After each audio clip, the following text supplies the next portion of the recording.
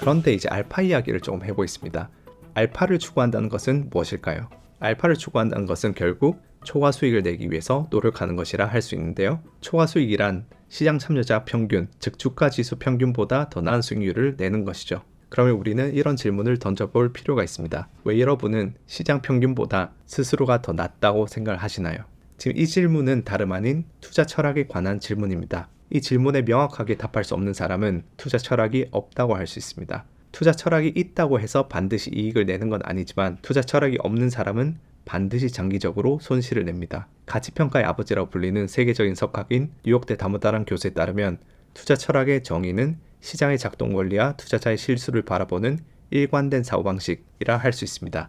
여기서 이 실수가 키워드죠. 이렇게 생각을 해보겠습니다. 적정 가치가 10만 원인 주식을 7만 원에 사는 것은 모든 가치 투자자가 희망하는 일일 겁니다. 그런데 매매라는 것은 항상 쌍방향으로 이루어지죠. 내가 적정 가치가 10만 원인 주식을 7만 원에 사기 위해서는 반드시 이 세상 어딘가에서 그 주식을 들고 있는 사람 누군가는 그 10만 원짜리 주식을 7만 원에 파는 그렇게 저평가된 가격에 저에게 팔아버리는 실수를 해야만 하죠. 즉 초과 수익은 다른 누군가의 실수, 그 실수로 인한 초과 손실에서 비롯된다는 것입니다. 이 초과 수익의 영역에 있어서 제로섬 게임인 것이죠. 그리고 다모다란 교수님이 말한 투자 철학이란 바로 그런 실수를 바라보는 일관된 사고방식을 말합니다. 그리고 투자 전략은 투자 철학을 기반으로 파생되어 나옵니다. 따라서 하나의 투자 철학을 기반으로 여러 투자 전략이 있을 수 있고 투자 철학의 개수보다 투자 전략의 개수가 많습니다. 투자 철학을 분류하는 방법은 다양하지만 크게 언제 사고 팔아야 하는가, 즉 타이밍을 통해서 초과 수익을 내려고 하는 시점 선택 철학과 어떤 종목을 사고 팔아야 하는가에 연관되는 종목 선택 철학으로 나눌 수가 있습니다. 일반적으로 단기 트레이딩은 전자에 속하고 펀더멘탈 기반 중장기 투자는 후자에 속하지만 행동주의 투자처럼 시점 선택 철학의 요소를 가진 종목 선택 철학도 있기 때문에 칼로 무자르듯 이 둘을 나눌 수는 없습니다. 그럼 가치 투자 전략의 기반이 되는 투자 철학은 무엇일까요? 그것은 바로 시장의 참여자들이 특정 주식의 가치를 제대로 산정하지 못하는 실수를 한다는 것입니다. 다시 말해서 적정 가치와 시장 가격 간의 괴리가 생겨난다는 것이죠. 그리고 보다 중요한 것은 그 비효율성이 일정 수준 지속되기 때문에 우리가 노력을 통해서 그 괴리를 일정 수준 파악할 여유가 있다고 가정한다는 점입니다. 여기서 이제 중요한 단어가 나왔는데요. 이 비효율성이란 무엇일까요? 이 비효율성은 초과 수익의 원천이라고 할 수 있는데요. 시장이 효율적이라는 것은 가격에 모든 정보가 반영되어 있다는 뜻입니다. 예를 들어서 맨하탄의 아파트 렌트 값은 정말로 효율적으로 책정되어 있습니다. 이 아파트가 저 아파트보다 $100 더 싸면 보통 이제 $100어치만큼 안 좋은 점이 있어요. 그런 시장에서 대박딜, 예를 들어서 뭐 $3,000짜리 아파트보다 좋은 $2,500짜리 아파트 렌트를 찾는 것은 쉬운 일이 아닙니다. 이런 맨하탄의 아파트 시장은 효율적 시장이고 이런 효율적 시장에서는 꾸준히 저평가된 상품을 찾아내서 지속적인 초과 수익을 내는 것은 불가능합니다. 물론 효율적 시장을 조금 더 엄밀하게 정의하자면 효율적 시장이 많은 개인 투자자분들이 오해하시는 것처럼 매 순간 어떤 주식 가격이 적정 가치에 수렴하기 때문에 어떤 시점이든 절대로 초과 수익이 날 수 없는 시장은 아닙니다. 효율적 시장의 엄밀한 정의는 어떤 주식 가격이 이제 적정 가치와 괴리가 있을 수는 있지만 이 괴리가 무작위적으로 이제 생겨나기 때문에 우리가 어떤 정보를 분석하거나 노력을 하더라도 이 괴리를 예측할 수가 없다. 그렇게 정의가 됩니다. 예를 들어서 적정 가치가 $50인 주식이 있다고 해서 매 순간 가격이 $50에 딱 고정되어 있어야 효율적 시장이라고 할 수 있는 것은 아닙니다. $50를 기준으로 $40가 될 수도 있고 $65가 될 수도 있습니다. 단 이 $50를 기준으로 실제 이런 가격들이 그때그때 무작위로 분포해서 도무지 어떤 정보를 통해서도 예측할 수 없다면 그것은 효율적 시장인 것이죠. 따라서 효율적 시장이라고 해서 무조건적으로 초과 수익이 나지 않는 것은 아닙니다. 우연에 의해서 날 수도 있지만 그것을 꾸준히 내는 것이 불가능하기 때문에 장기적으로 보면은 초과 수익과 초과 손실이 무작위적으로 상쇄되면서 평균은 그 적정 가치에 수렴을 하겠죠. 조금 더 쉬운 설명을 위해서 동전의 앞면이 나오면 10,000원을 주고 뒷면이 나오는 0원을 주는 게임이 있다고 가정해 보겠습니다. 이 게임의 적정 게임비는 얼마일까요? 동전이 정상적인 동전이라면 5,000원이겠죠? 5,000원을 내면 50% 확률로 이제 5,000원을 따거나 혹은 50% 확률로 5,000원을 잃게 됩니다. 그러니 지금 게임비가 5,000원이라면 이 게임은 효율적으로 가격이 책정되어 있다고 할 수 있습니다. 그 누구도 이 게임을 해서 장기적으로 꾸준한 수익을 낼 수가 없습니다. 그런데 그렇다고 해서 이 게임에서 돈을 따는 사람이 아예 없는 것도 아니죠. 두세 판 혹은 네다섯 판까지도 연속으로 이기는 사람들이 많이 나올 것이고 또 그렇게 연속으로 지는 사람들도 나올 겁니다. 마찬가지로 효율적 시장에서도 운 좋게 초과 수익이 나기도 초과 손실이 나기도 합니다. 다만 우리가 정보를 분석하고 리서치를 많이 한다고 해서 이 동전의 앞뒤를 더 잘 맞출 수가 없듯이 효율적 시장에서는 운 좋게 초과 수익을 낼 수는 있어도 예측을 통해서 꾸준히 연속적으로 초과 수익을 낼 수는 없는 것이죠. 이 외에도 시장의 효율성이라는 개념에 대해서 강형, 중강형, 약형이라면서 다양한 형태에 대한 이론들이 있는데 지금은 대학 이론 강의를 하는 것도 아니고 정의 자체에 매달릴 필요는 없습니다. 실전 투자에는 관계가 없으니까요. 그리고 마찬가지 맥락에서 학계나 금융업계나 방송에서 시장이 효율적이다, 효율적이지 않다 논쟁하는 것도 귀 기울일 필요가 없습니다. 다 무의미한 논쟁이기 때문이죠. 왜냐? 본질적으로 시장은 효율과 비효율 사이를 순환하는 성질을 가졌기 때문입니다. 이렇게 생각해 보시죠. 현재 A라는 바이오 회사의 적정 가치는 100달러고 가격도 100달러에서 무작위로 조금씩 움직이고 있습니다. 즉 효율적으로 가격이 책정되어 있는 것이죠. 그런데 만약 회사가 신약 개발에 성공해서 적정 가치가 180달러로 뛴다고 해보겠습니다. 효율적 시장이라면 가격도 바로 이제 180달러로 수렴을 해야겠죠. 그런데 우리가 생각해 보시면은 신약 개발에 성공한 직후에 100달러에서 이렇게 180달러로 가격이 오르기 위해서는 누군가가 이 회사가 신약 개발에 성공했다는 사실을 알고 매수를 해 주어야 합니다. 왜냐하면은 가격은 스스로 막 움직이는 것이 아니라 시장에 참여하는 사람들의 매매로 움직이기 때문이죠. 다시 말해서 이 정보를 알게 된 사람들의 매수세가 있어야 100달러에서 180달러로 가는 것입니다. 그러면 과연 누가 그렇게 열심히 이 회사에 대해서 리서치하고 뉴스를 찾아보다가 신약 개발 사실을 먼저 알게 될까요? 역설적으로 시장의 효율성을 믿지 않는 사람들입니다. 시장이 비효율적이라서 본인이 노력하면 초과 수익을 낼 수 있다. 그렇게 믿는 사람들만이 그렇게 열심히 기업 분석을 하고 적정 가치를 평가해보고 또 실시간 뉴스를 찾아보고 그러겠죠? 만약에 아주 극단적으로 주식시장에 투자하는 모든 사람들이 시장은 완벽하게 효율적이다. 그렇게 믿는다고 가정해 보겠습니다. 그러면 그 누구도 기업에 대해서 분석을 하거나 적정 가치를 계산해 보려는 시도를 하지 않을 겁니다. 현재의 주식 가격이 언제나 적정 가치에 수렴한다면 아무리 노력을 해본들 초과 수익을 낼 수 없기 때문이죠. 그런 상황에서는 그 종목의 펀더멘탈에 중요한 변화가 생겨서 적정 가치가 변하더라도 아무도 그걸 알아채지 못할 겁니다. 그 변화를 알기 위해서 노력하고 리서치한 사람들이 없으니까요. 결국 시장 가격은 비효율적으로 저평가된 상태로 머무르게 됩니다. 이게 역설적이지 않나요? 시장이 효율적이라 믿는 사람들이 많을수록 시장에서 초과 수익을 낼 수 있는 비효율성은 늘어나고 시장이 비효율적이라 믿는 사람이 많을수록 시장이 효율적이 되어서 초과 수익을 낼 수 있는 기회가 줄어들게 됩니다. 즉 시장은 효율적이다, 비효율적이다 이렇게 이분법적으로 나눠지는 것이 아니라 끊임없이 효율과 비효율 사이를 순환하는 곳입니다. 시장의 효율성은 비효율성에 대한 믿음으로 완성된다고 표현할 수 있겠습니다. 자, 여기서 우리는 여러분이 초과 수익을 줬는 데 있어서 굉장히 중요한 포인트를 캐치를 할 수 있습니다. 첫 번째, 비효율성을 찾으려는 사람이 많은 시장일수록 가격은 효율적이 됩니다. 즉 수많은 대형 기관들과 투자자들이 들여다보고 있는 애플이나 삼성전자의 경우에는 적정 가치에서 아주 엄청나게 크게 벗어나는 일은 드물다는 뜻이죠. 반면에 대형 기관들이 쳐다보고 있지 않은 중소형주나 비주류 주식일수록 비효율적으로 저평가되어 있을 확률이 높습니다. 둘째, 하지만 동시에 비효율성을 찾으려는 사람들이 아예 없는 사람은 계속해서 가격이 비효율적으로 남아있을 수도 있습니다.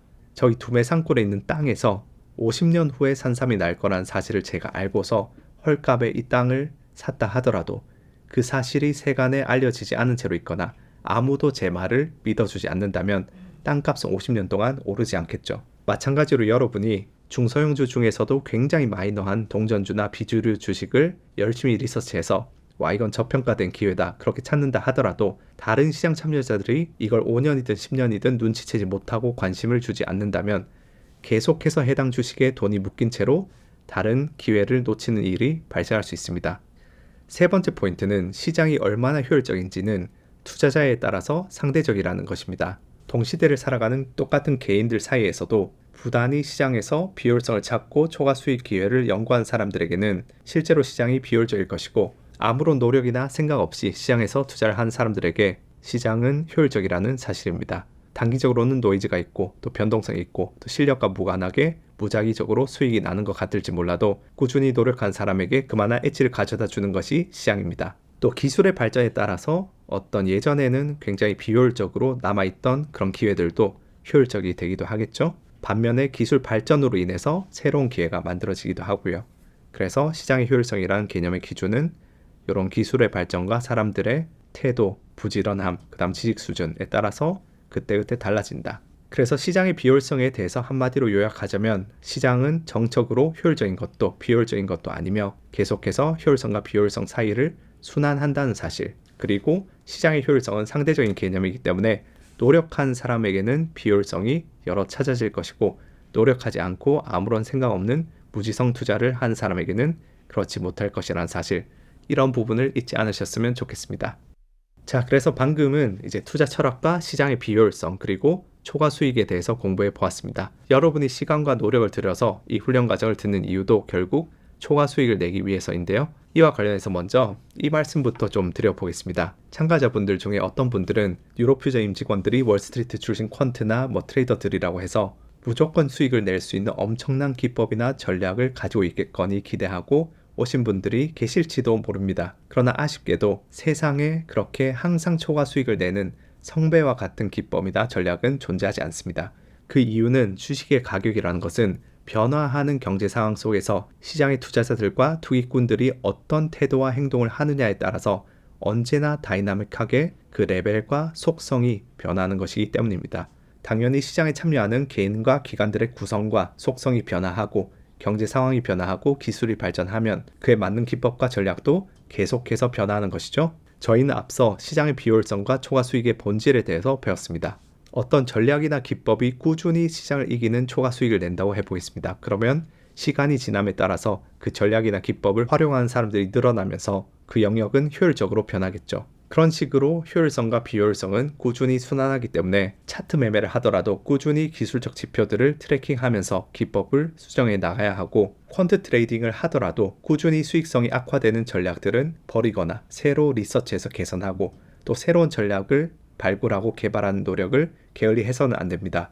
근데 여기서 잠깐, 가치 투자 전략의 경우에는 수십 년 동안 변하지 않고 계속 통용되고 있는 게 아니냐, 그렇게 반문하실 수도 있습니다. 근데 전혀 그렇지가 않습니다. 우선 이런 이야기를 할 때 굉장히 거시적인 투자 철학 레벨에서 이야기하는 건지 아니면 디테일한 전략 단계에서 이야기하는 건지 명확히 알 필요가 있습니다. 예를 들어서 알고리즘 매매의 경우 여러 통계 기법을 활용하고 과거 데이터를 정량적으로 분석하면 거기서 시장 주체들의 실수를 찾아낼 수 있다라는 어떤 근본적인 투자 철학은 예전의 전설적인 퀀트인 에드워드 소프 시절이나 지금이나 변함이 없습니다. 다만 그 투자 철학 하에서 실전에서 전략을 실행할 때는 계속해서 변화하는 시장 환경에 따라서 동적으로 리서치하고 또 새로 퀀트 전략을 개선하는 노력을 지속해야만 알파가 유지되는 것이죠. 가치 투자도 마찬가지입니다. 기업의 재무제표와 산업에 대한 이해를 바탕으로 적정 가치를 평가해서 괴리를 찾아낸다는 이제 근본적인 투자 철학은 예나 지금이나 변함이 없습니다. 다만 그 투자 철학을 전략 레벨에서 실전에 적용할 때는 기술의 발달에 따라서 접근 방식도 업그레이드 시키고, 또 기업이라는 것은 시대에 따라서 또 경제 환경에 따라서 또 기술 발전 주기에 따라서 시시각각 변화하는 존재이기 때문에 꾸준히 새로운 산업과 기술을 이해하고 또 기업의 경쟁 구도, 시장 등을 열심히 공부해서 저평가된 기회를 찾아야 하는 것이죠. 어떤 특정한 정해진 규칙이 있는 것이 아니고 이런 투자 철학과 태도를 바탕으로 찾아야 하는 것이죠. 예를 들어서 피터 린치는 월가의 영웅이라는 그의 저서에서 PEG 레이시오를 소개하면서 성장률과 PR의 비율이 1이면 공정하고 2 이상이면 매우 좋다라고 말을 합니다. 그런데 그러면 지금의 애플은 PR이 30 정도니까 애플은 60%씩 성장해야 좋은 주식일까요? 아니겠죠. 피터 린치가 활동하던 시절은 역사적으로도 굉장히 PER이 낮은 시절이었습니다. 현재 시장 상황에 똑같은 잣대를 두어선 안 되겠죠. 그런데 그렇다고 해서 피터 린치의 투자 방법이 무용지물이 되었을까요? 아닐 겁니다. 중요한 것은 피터 린치가 PEG를 1.5 기준으로 보았는지 2.0 기준으로 보았는지가 아니라 장기 성장률과 배당률의 합을 왜 PER과 비교했는지 그 사고 체계와 생각하는 논리를 배우는 것이 중요하죠. 그것을 토대로 현재 시장에 적용하는 것이 필요합니다. 마지막으로 여러분이 투자의 세계에서 살아남고 더 나아가서 초과 수익을 내기 위한 가장 중요한 요소 하나를 말씀드리면서 1회차를 마치도록 하겠습니다. 그것은 바로 사고력입니다. 프로젝트 밸리에서는 크게 두 가지 방식으로 확률적 우위를 내는 방법을 알려드립니다. 펀더멘탈 기업 분석이 기반이 된 바텀업 가치 투자, 그리고 거시경제와 시황 분석이 기반이 되는 탑다운 글로벌 매크로 투자. 그런데 이러한 투자는 무슨 음봉의 꼬리가 어떠할 때 매수하라거나 상따에서 뭐 어떻게 되면 매수하라거나 그런 규칙으로 정해진 일회성 패턴으로 이루어져서 아무 생각 없이 따라하라고 하는 그런 매매 기법이 아니라 본질적으로 사회와 사람에 대한 통찰을 통해서 기업과 산업과 경제의 흐름을 읽는 방법론입니다. 그리고 여기서 배우는 기법들, 예를 들어서 가치투자 심화편에서 배우는 DDM, 림, DCF와 같은 가치평가 방법론들은 말 그대로 사고의 틀입니다. 재무제표에서 숫자를 발췌해서 그대로 공식을 넣으면 적정가치가 하나의 정해진 숫자로 튀어나오는 것이 아니라 여러분이 기업에 대해서 어떤 가진 생각이 있고 산업에 대해서 분석한 바가 있을 때 그 생각을 인풋으로 집어넣어 주면은 기업의 적정가치라는 구체적인 수치의 아웃풋으로 변환할 수 있게 도와주는 어떤 사고의 틀, 프레임인 것이죠. 글로벌 매크로 투자도 마찬가지입니다. 글로벌 매크로 훈련 과정에서 배우는 인과 그래프나 의사결정 분지도나 확률 테이블은 내가 거시경제와 시황에 대해서 생각하는 바를 정량적인 수치로 변환해주는 틀, 그 프레임입니다. 투자라는 행위는 결국 사회가 돌아가는 것에 대한 흐름을 읽는 것입니다. 결국 중요한 것은 본인의 사고력이죠. 따라서 인간에 대한 이해와 정보에 대한 비판적 사고력이 기본적으로 탑재되어 있지 않으면 아무리 휘황찬란한 기법을 배운다 해도 알맹이는 비어있을 것입니다. 가치평가 방법론조차 모르면 애초에 내 생각을 어떻게 적정가치라는 숫자로 변환할지 모르지만 아무리 가치평가 방법론을 배운다 하더라도 내가 기업에 대해서 기본적인 것조차 모르고 산업에 대한 아주 기초적인 지식도 없고 경제에 대해서도 전혀 흐름을 파악하지 못하고 있다면 무엇을 그 가치평가 방법이라는 틀에 인풋해야 되는지 알지 못할 것이고, 반면에 기민하게 지금 사회에서 트렌드가 무엇이고 또 기술 발전이 어떻게 되는지 거기에 대한 정보도 빠르고 산업에 대한 분석을 하나라도 더 읽어보려는 사람이라면 제대로 된 인풋을 넣어서 제대로 된 아웃풋을 얻을 수 있을 것입니다. 그런 것 없이 뭔가 정해진 매뉴얼대로 숫자를 딱딱딱 인풋으로 넣으면 마법처럼 적정 가치가 아웃풋으로 도출되는 그런 공식은 존재하지 않습니다. 그러면 어떻게 해야 그러한 이해와 비판적 사고를 키울 수 있을까요? 저는 가장 기본 중의 기본은 독서와 글쓰기라고 생각합니다. 워런 버핏은 하루에 한 권씩 책을 읽는 지독한 독서왕이고, 찰리 먼거는 시장이 좋지 않다고 생각했던 수년간 단 한 종목에도 투자하지 않고 수백 권의 책만 읽었던 것으로 유명합니다. 이 둘은 하루에 80% 시간을 읽고 생각하는 데 사용한다고 하죠. 세스 클라만도 절대로 읽는 것을 멈추지 말라고 말한 바 있고, 빌 에크먼도 좋은 투자자가 되는 방법은 책 읽는 것이라 말했습니다. 조엘 그린블라트도 투자를 잘하고 싶으면 많이 읽고 많이 연습하라고 했고, 하워드 막스는 폭넓은 독서를 하라고 조언했습니다. 주식시장은 현실과 괴리된 어떤 별천지 같은 모니터 속의 차트 게임이 아닙니다.